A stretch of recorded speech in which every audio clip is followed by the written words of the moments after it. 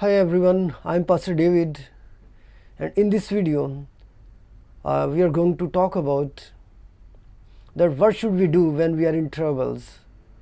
It happens that sometimes when we are in troubles we are looking for the people to help us, but today God wants us to learn that we must pray to God in our troubles. And before I further talk, I want to read a scripture for you from Jeremiah chapter 29 and verses 10 to 14. This is what the Lord says: when 70 years are completed for Babylon, I will come to you and fulfill my good promise to bring you back to this place. For I know the plans I have for you, declares the Lord, plans to prosper you and not to harm you, plans to give you hope and a future. Then you will call on me and come and pray to me, and I will listen to you. You will seek me and find me when you seek me with all your heart. I will be found by you, declares the Lord, and will bring you back from captivity. I will gather you from all the nations and places where I have banished you, declares the Lord, and will bring you back to the place from which I carried you into exile. This is a very wonderful scripture. And before I explain, I really want to tell you the background of this scripture. You know about Israelites that they have been off and on every time. Sometimes they have been good in the sight of the Lord. Sometimes they have been doing evil in the sight of the Lord. When they do some evil, God really punishes them.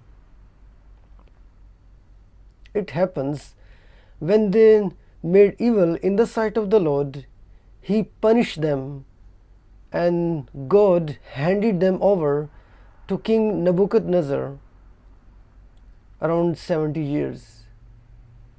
So King Jehoiachin was the king of kingdom of Judah that time.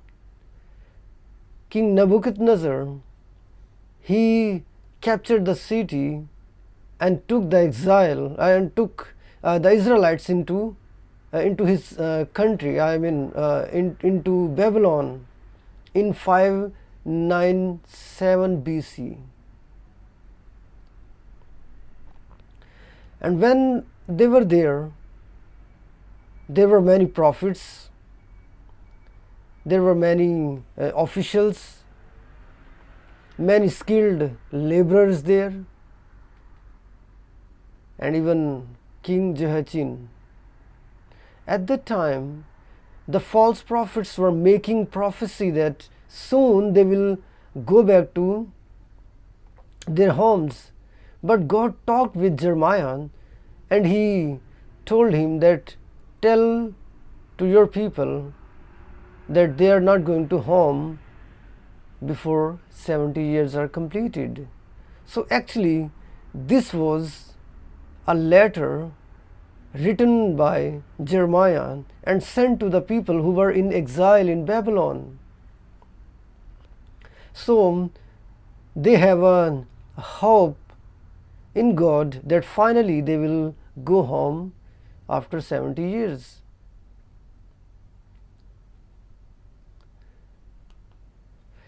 In this scripture, we learn the very first thing, that God never forsakes us. We make mistakes, we do evil in the sight of the Lord, but God is always with us in our troubles, in our pains, in our joy, in our happiness. Whatever the circumstances or the situations we are in, God is always with us. He just gets angry when we do something bad in His sight. There is a broken relationship when we do something bad in God's sight. So this was the punishment for Israelites for doing evil before God. he handed them over to King Nebuchadnezzar, and he brought them into Babylon. But still, God never forsaken them. He never forsake them. And he sent a message through prophet Jeremiah that they will be at home after 70 years. Verse number 10 says that this is what the Lord says: when 70 years are completed for Babylon, I will come to you and fulfill my good promise to bring you back to this place. So it means whatever happens between God and us, He never leaves us alone. He always cares for us. And I remember the Israelites when they were in captivity in Egypt. After hundreds of years,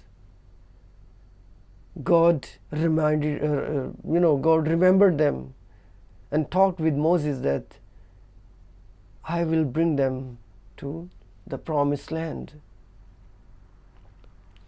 So this is the hope we have in God, that even God is angry with us, but finally He will come to us, because He can never leave His children alone. 1 Chronicles chapter 28 and verse number 20 says, David also said to Solomon his son, be strong and courageous and do the work. Do not be afraid or discouraged, for the Lord God, my God, is with you. He will not fail you or forsake you until all the work for the service of the temple of the Lord is finished. Now David is talking to his Solomon, and he is encouraging him that you don't need to be afraid, but be courageous and have faith in God that He will not fail you or forsake you until all the work for the service of the temple of the Lord is finished. So this is what we should believe, that God never leaves His people alone. He never forsakes His children. He is always with us. He is always there to help us, to be with us. Amen. Second thing we can learn from this scripture is our prayers never go unheard. We must believe that our God is Almighty God. He is a living God who can hear, who can speak, who can walk. Verse number 12 says, then you will call on me and come and pray to me, and I will listen to you. So this is what the promise we have from God, that whenever we call upon His name, we come to Him and pray to Him, He always listens. Job 22 and verse number 27 says, you will pray to Him and He will hear you, and you will fulfill your vows. He is always there to hear our prayers. He never ignores our prayers. He always responds. But the condition is that we need to learn to ask according to God's will. Sometimes our prayers are not according to God's will, so there is no answer. We must learn to ask according to God's will.